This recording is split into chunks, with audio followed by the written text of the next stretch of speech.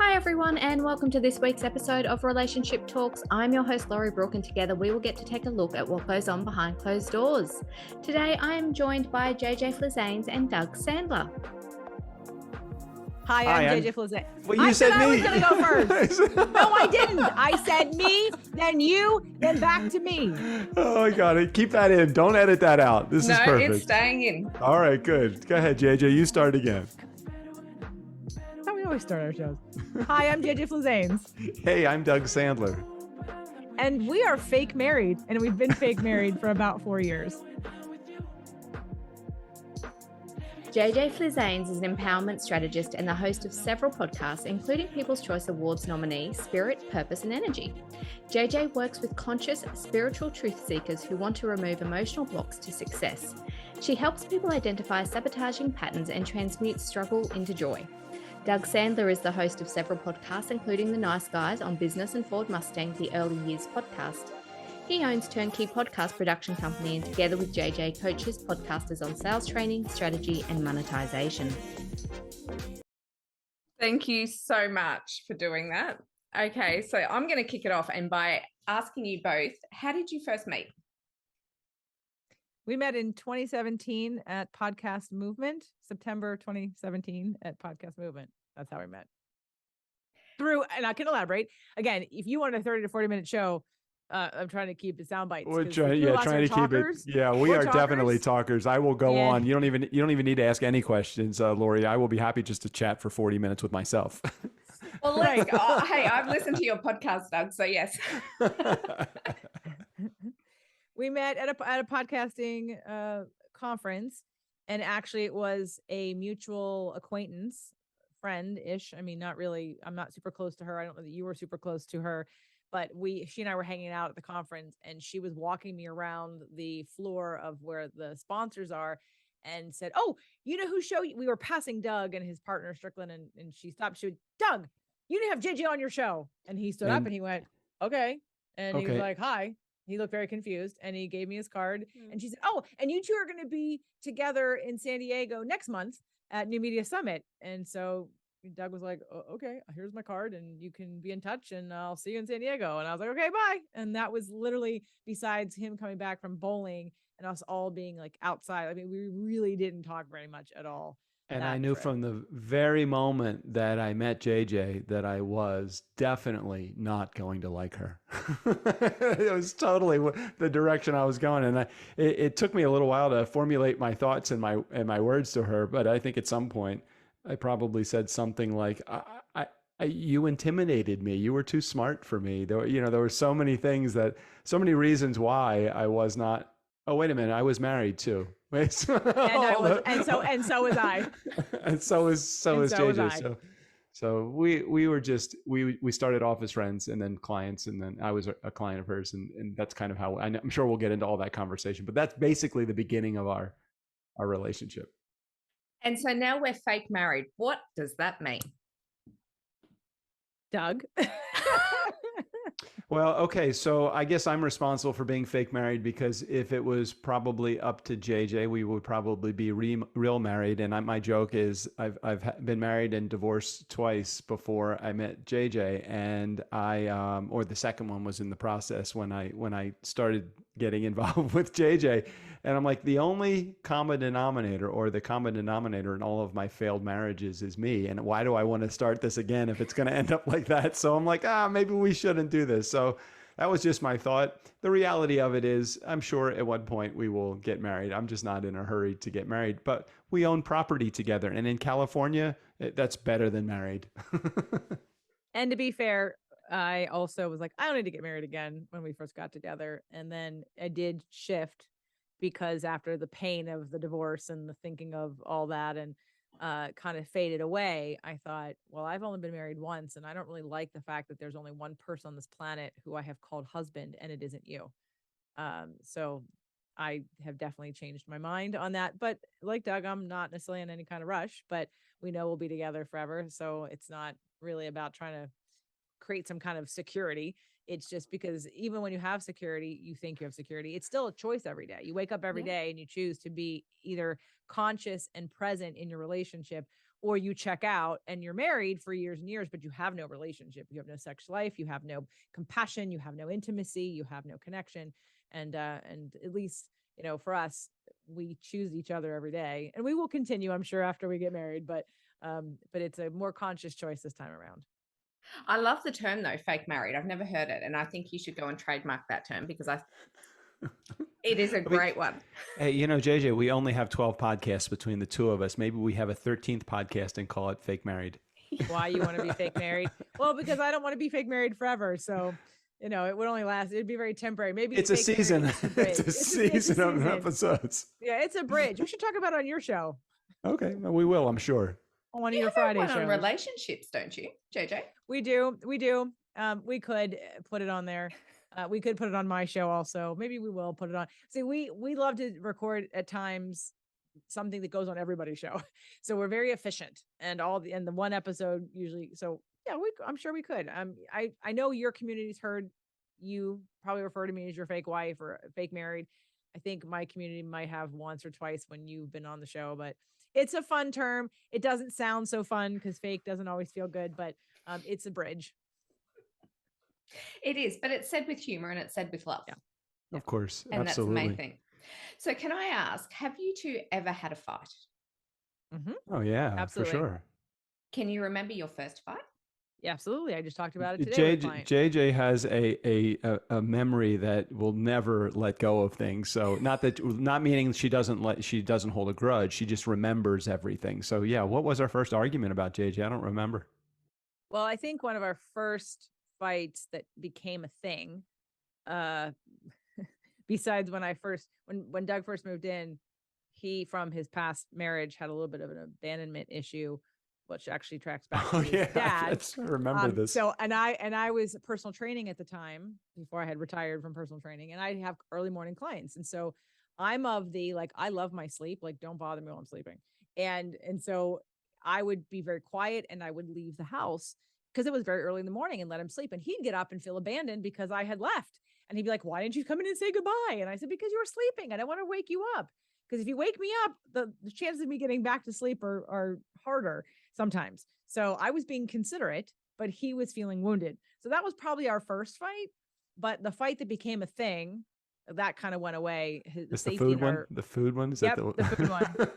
So I work with couples and relationships also and coaching and stuff. And we use a lot of different tools. And I've done Imago work for a long time and the couples dialogue. So we've used the couples dialogue many times. It's one of our favorite tools to really uncover what's going on for each person in sort of a fight that happens all the time. And I knew from the beginning what was happening with him, with me, but it was this food fight that we would have because we ordered Green Chef and I was eating keto, and they'd give you vegetables that were like kale and cabbage and things that Doug wasn't used to eating. His whole eating has changed since meeting me, but he wasn't eating it. And I would get it would trigger something in me. It would trigger a fear in me and then a frustration in me. And for him, it would trigger him feeling a lack of freedom. So it happened 3 times. They were little. They weren't yelly fights or anything. They were just little jabs of and then not feeling good about it. So by the 3rd time it happened, I was like, all right, we need to have a couples dialogue about this. So he went in his office and he grabbed his feelings and needs list and he did his due diligence to see what his needs were, and which I didn't expect him to do, which was awesome. And then we met in the bedroom and we talked about it. And I let him go first because I wanted him to express his feelings, which were, do you want to tell your feelings? I swear, I mean, I know we did the couples dialogue, but I do not remember the words that we said. I always say to JJ, I don't remember the words that we said to each other, but I remember how they made me feel. I'm a very emotional, feely guy. And maybe I'm different than most guys. Maybe I'm the same as most guys, but I feel like I remember the feeling. I just don't remember the action. And the details. In the details. You were feeling, because of your past traumas of sort of being a slower eater and having people say, hurry up, Doug, or let's take your food with you, or you felt a certain lack of autonomy and freedom around food. And Yes. that was showing up in when I would get triggered and say something, he would want to kind of be like, don't tell me what to eat. I'm gonna eat whatever I want. I'm an adult. I can eat whatever I want. And I got that. So he expressed his need for autonomy and freedom of choice and being a man and making his own decisions, which I was totally supportive of. Then we got to me, and my first question was, so do you ever like get nervous about thinking about having to take care of me in the future physically? And he was like, no, you're going to take care of yourself or you're going to tell me what to do. And I was like, okay. I said, well, I know that my whole life is going to change when you need care. I'm going to basically have to be your nurse. And so what you eat now also affects what happens in the future. And so I'm looking at you taking care of yourself now as a contribution to my life in the future. And then I cried because it was all about, I finally found you and I don't want you to go. I want you to be alive forever. And please just take really good care of yourself because I love you so much and I want you to be around forever. So that was our first fight. And that was how we dealt with it. We did a couples dialogue. We figured out what it was about. Everybody felt heard and seen. And it's never been an issue since. That's awesome. But isn't it really good, JJ, that you have those skills to go back and say, this is what we need to do to get over it? The tools are everything. The tools are everything. Without the tools, you're just two people in a sailboat that has a sail but doesn't have anything securing the sail to let the wind get in it. And so these tools that JJ always shares with me, I mean, this is partly why I love her so much, because I do feel safe and I do feel secure and I do feel I can feel like a man, but I can still be emotional, and I can not have all of the words, but figure out the words by using a chart to figure out the words. And for people to feel like you can't have a crutch or a tool to help you work through things, you know, in a previous marriage, my ex, she was always processing, and she wasn't really processing. There was never resolution. And so I felt like, oh my gosh, here's another opportunity to process, but never resolve. And that was always challenging for me. So I applaud JJ for having these amazing tools, some of which she has created and some of which she has adapted, you know, based upon the profession that she is in. So, you know, I love it. I mean, it really does help things tremendously. Well, his second marriage kind of broke him open consciously, and he had never been heartbroken before, even though his first marriage was almost 20 years. But he was young, and he was one of those like, oh, nice Jewish woman, it's time to have kids, like looking at the clock, right? And it's not that you don't know until you know, like until you feel a different feeling, you just don't know. And he didn't know any better. And so when he didn't know any differently, he was doing things from a head space and from, you know, not being swept off his feet in love. And his two amazing, wonderful kids, and still friends with his ex-wife. And then the second one was more of that kind of puppy love thing that most people have when they're 15 and 16 and get their heart broken. Doug did not have that. So he now has, and his heart's broken open, and he's ready, because now, you know, you married and divorced twice like that. And then not even the shame of that, if there is any, it's more of the heartbreak for him. It was like, I don't understand how people live through this. This is like, I now understand what the country songs, the sad songs are talking about, because I've never felt this like before. Oh, the physical pain. It was, I mean, literally standing in the shower, the water hitting my body and hurting, and just the fear of going anywhere outside and just having any reminder that it was unbearable for me. I mean, it wasn't like, this was traumatic. And for a guy that's pretty emotionally stable, it was a big challenge. I can imagine anyone that has any kind of psychological predisposition to anxiety or depression would have a catastrophic opportunity happening to them. And so my heart bleeds for those that are experiencing that. Know there is hope on the other side of it too, but you need the right tools. You need the right tools. And the tools came out of me trying to save my marriage. So I started my podcast, Fit to Love, to save my marriage. And I didn't know it at the time. I mean, I kind of did, but I didn't like say, hey, I'm going to save my marriage with the podcast. It was more of, I was willing to grow and learn. That's who I am. And I wanted a way to communicate to my ex-husband in a way that wasn't coming from me. Like, you know, I'm wise enough to know that men don't listen to their wives when they're telling them what to do or how to grow, and vice versa. Like, really, spouses shouldn't be each other's therapists. You should be each other's friends.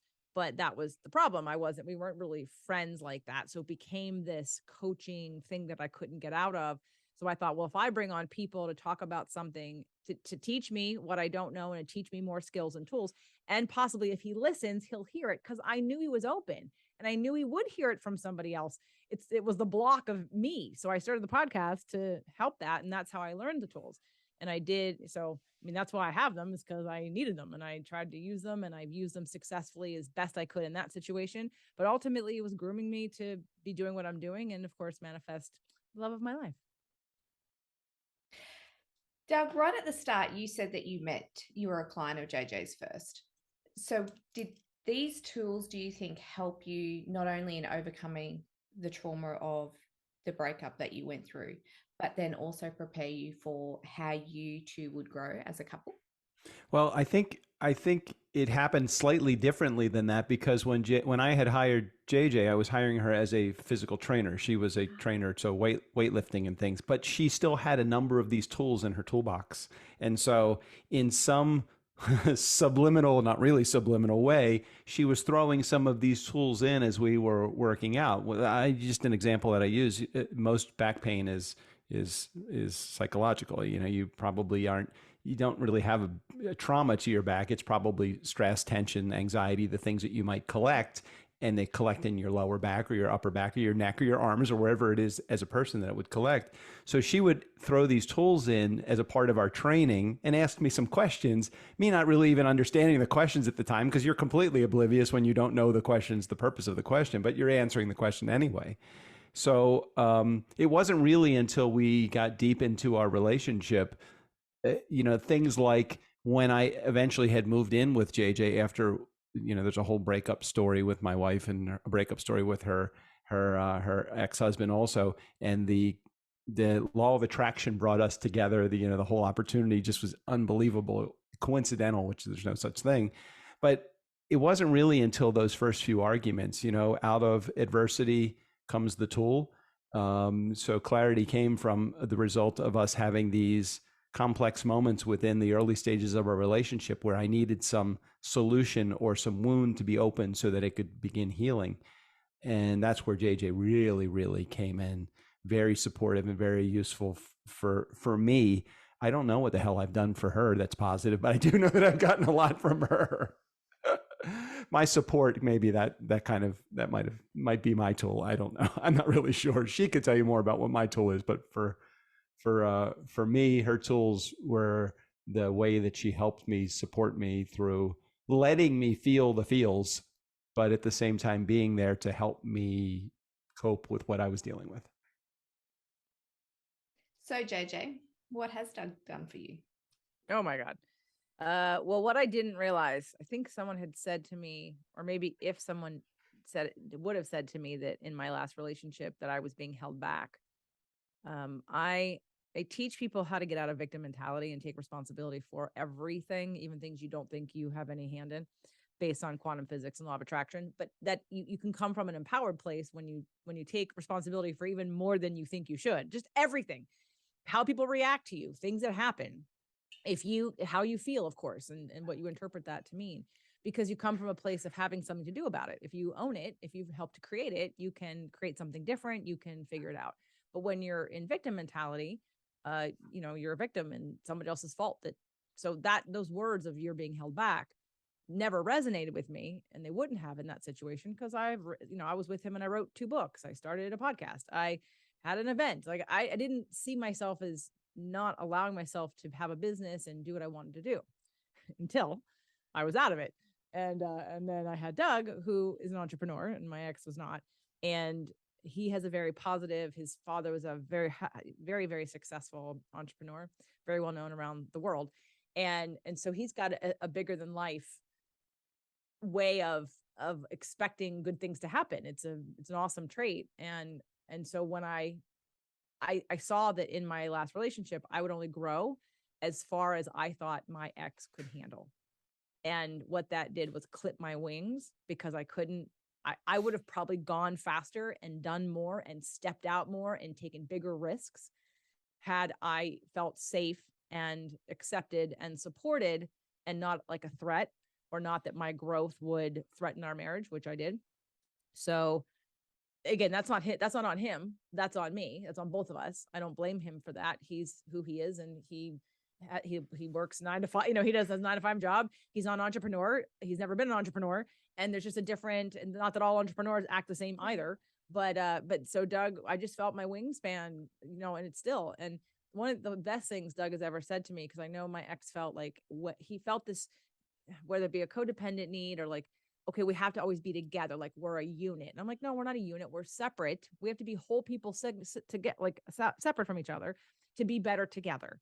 It's not a we're like a we. I mean, we're a we, and that's an important part, but we have to be good separately too. And I always felt like there was this need for always together. And I'm a very like together, quality time is my love language. I'm always together in a like on the same page, or if I'm not reading him correctly, exactly the way he wanted, I'd be at fault. There was a little bit of that victim mentality of that I hurt his feelings all the time. And I'd have to use that as emotional manipulation to, get me to change my behavior. So it wasn't extremely conscious, even though he has the capacity for that. He has it in him, but he has no examples of his family of doing that.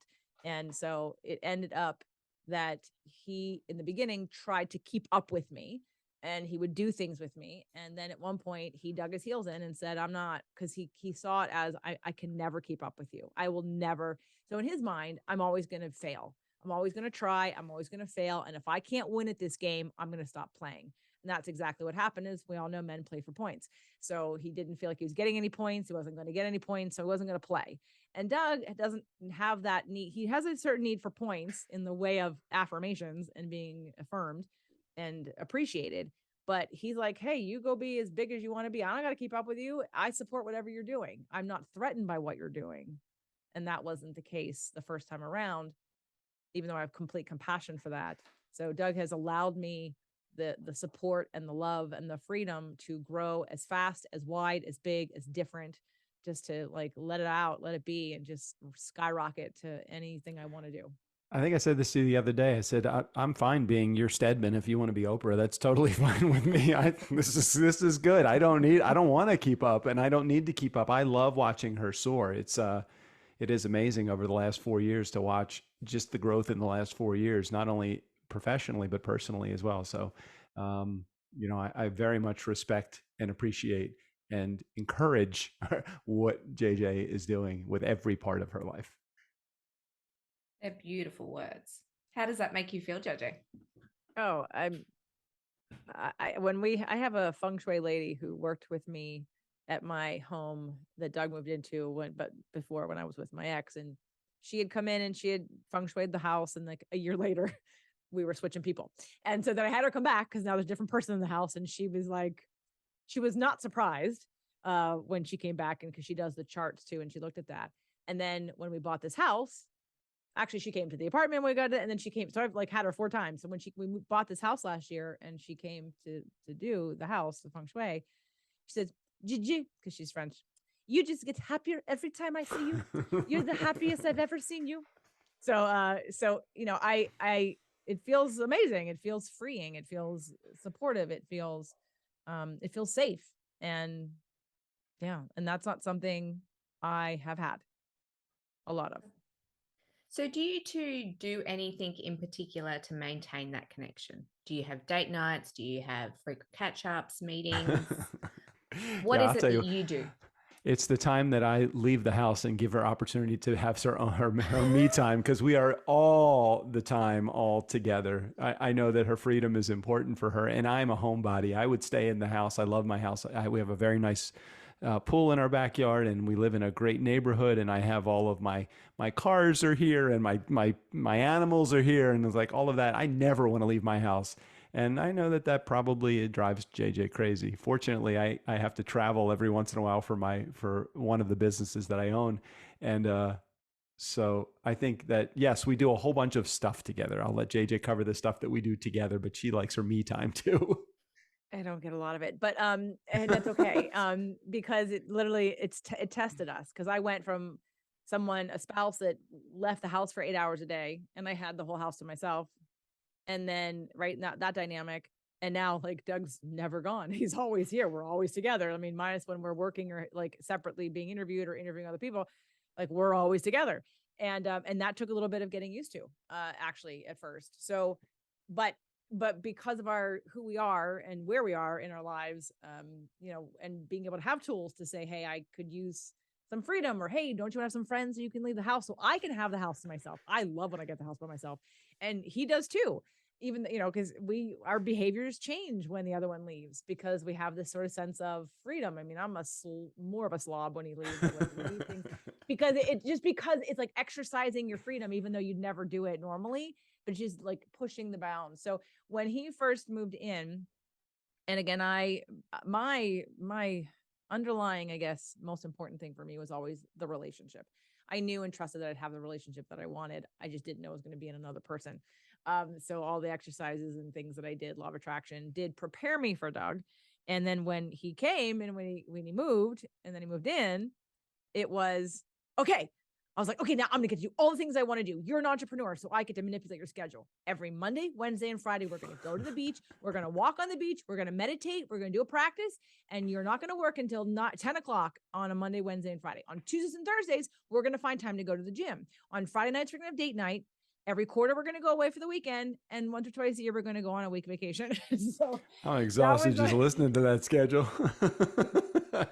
But Doug will tell you, because he had never had that much me time. No, never. And I had not had that much scheduled like meditation. I mean, I was a trainer, so I was working out, but I mean, I had, these blocks, and now the block is 7 to 11 on Monday, Wednesday. And now we take off all day Monday and all day Friday. Anyway, the more time he takes off, the more money he makes. So it quickly showed him that this whole idea of like having to work harder to make more, always be on the computer. It's like the more he doesn't work, the more he gets paid and the more clients he attracts. So we do still have our Monday, Wednesday, Friday cardio, hiking, whatever, walking, our Tuesday, Thursday gym. We have dinner together every night. We don't, in terms of other special things, we travel once or twice a year. We've gone to Europe a couple of times, but because we spend so much time with each other, it is nice when we go away, because then you miss the person for a couple of days. You're like, hey, I don't have you sleeping next to me, or where are the cats? Every time we go away, he wasn't a cat person. And now we go away and he'll say, I would like to order one cat smothering, please. Like, he is totally flipped into a cat dad after a couple of years, when he was like cats. I mean, not like them, but he just wasn't like, I need my cats lying on me. And so then what's the longest period that you haven't spoken for? No. Haven't spoken? Because we've been away from each other? Yeah. Well, we've talked every day for maybe during one of my masterminds when I was maybe like in Atlanta, or I was in Orlando. Possibly there might have been, I mean, I still talk to you, but maybe like 48 hours. Maybe 48 hours. Right. But we still probably texted or left video messages or something like that. Barcode or something. Yeah. We haven't really been apart for any extended length of time. Yeah. 48 hours is probably the most. So why should we be away more? But it's curious in terms of you like your me time, but you're still maintaining that connection when you are apart. Well, I like my me time. I lived by myself for 10 years in New York City and then in LA. And because I didn't have a roommate in New York, and I didn't have a roommate in LA either until my ex-husband moved in. So I got very used to, and I think it's a very healthy thing for people to learn how to live by themselves and learn how to create joy by themselves and learn how to like their own company. I think it's really important. Doug hasn't had as much time by himself. And he doesn't need me. Only since I was 21 though. So it hasn't been that long. Yeah. Cause you're only 30. So I just think it depends on the person. Sometimes there's more of a, like, I have to be connected from a scarcity. I think at first when Doug got here, because of his trauma with his last marriage and feeling unsafe in it, that the whole like JJ's leaving and doesn't say goodbye, is like, right. And now it doesn't happen because, the feelings have changed. So, and when I need time, I mean, we're best friends. So that's the other thing, is like, where the difference of my first marriage versus now is that we were friends first, and not that we were super close friends, but we were colleagues. He was my client. But we were getting ready to like be friends after he was done working with me. It wasn't a long-term, going to be my client forever kind of thing. But I was looking forward to being his friend. And that's, if my father said one thing at my wedding that I'll never forget, it was like, always be friends first. And that never worked out in my last relationship. So we're best friends, and he's my person and I'm his person. So I'm sure at some point we will have distance at some point, but we're not looking for it. We don't need it. And if I do need it, I'll take it. I did take it actually in February. I remember I went away for a retreat but that was so that I could focus on work. I went away for, I don't know, 2 or 3 nights, like not even an hour away on the Mm. beach. But that wasn't to get away from him. That was just for me to literally get away from life to focus on writing something, creating something, like a creative project. Nice. So can I play a game with you two? Yeah. Sure. I'm going to ask a bunch of questions and I want you to say who it relates to more. Okay. All right. We are recording this, so there will be the visual, but there will also just from an audio perspective, if you can say each other's names. Okay. Sure. Okay. So the first question, who is more likely to start a fight or get upset first? That would be Doug. Who has the shorter temper? JJ. Who said hello first? Nicole. I'm gonna go. Yeah, I'm gonna go JJ. I'm gonna go JJ. Probably me. Who is the most forgetful? Me, no doubt. Doug. Who picks better movies? Oh, well, we have our own types of movies. I would say JJ picks better movies for the two of us. Who has the more speeding tickets? I've never had one, so it's got to be JJ. Me. JJ. Who is the neatest? Oh, Doug. please. Me. But who is the most annoying? Well, that would probably be me also. Yeah, I have all my Dougisms. Yeah, that would be me. So who cooks the most? JJ. And who is more likely to remember important dates in your relationship? JJ. Awesome. Thank you so much for doing that. Sure. Can I ask one thing? What do you think the secret to your relationship is? Well, JJ's father said it right. Be friends first. And I really do. I do think that is an essential component. It's probably not the only component.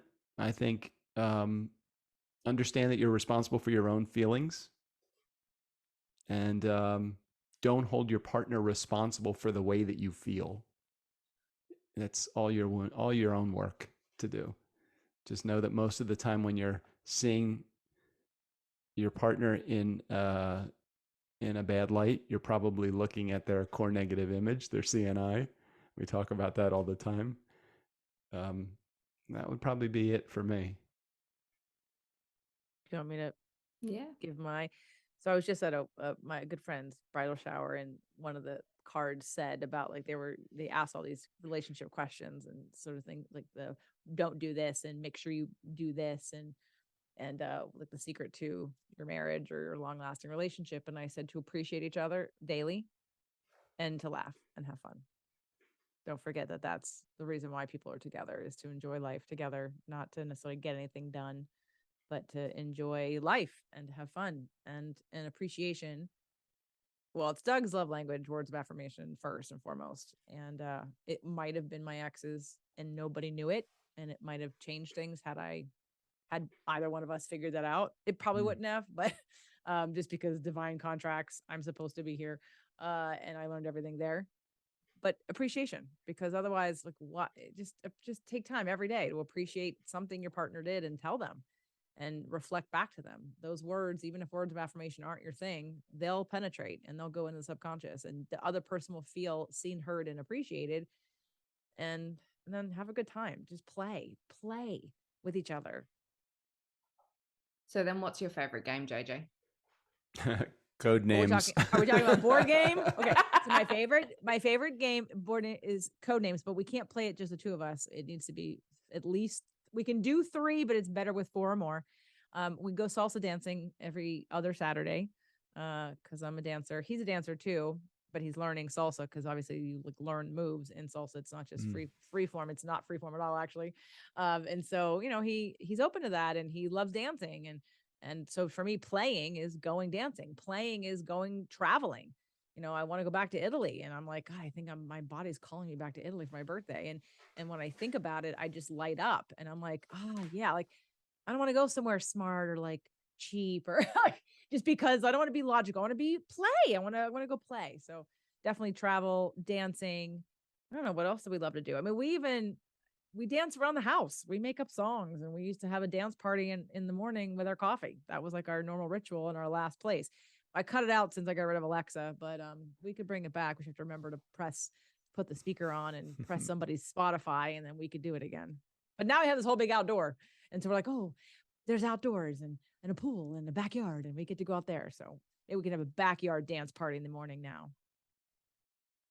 Well, you could jump into that pool, except it's coming up to winter for you guys, isn't it? Oh, it's still 80 And we have degrees a hot tub back there too, so it's fine. With a hot tub. Actually, I did that once. Put the hot tub on in the morning, get in there first, and then get in the cold pool. It's very refreshing. Oh, you're a gamer than I am. Yeah. Well, if nothing else, Doug, where JJ wants to go for a birthday, so you've got that present all sorted. Believe me, she's no stranger to telling me where she wants to go. So she just billboard. Let's go to Italy. I'm sure we are going to be going to Italy or somewhere very fun for her birthday in March, and I'm all about it. It's going to be fun. Awesome. Well, thank you so much to both of you for joining me today. Thanks, Lori. Thanks for having us. And thank you so much for listening to this week's episode of Relationship Talks. If you can, I would love for you to jump on and leave a review. And whilst you are at it, don't forget to like and subscribe to our YouTube channel. Please join me again next week when we get to take a look behind closed doors at someone else's relationship. But until then, I am your host, Laurie Brooke, and remember the choice is yours, so make today and the week the very best it can be.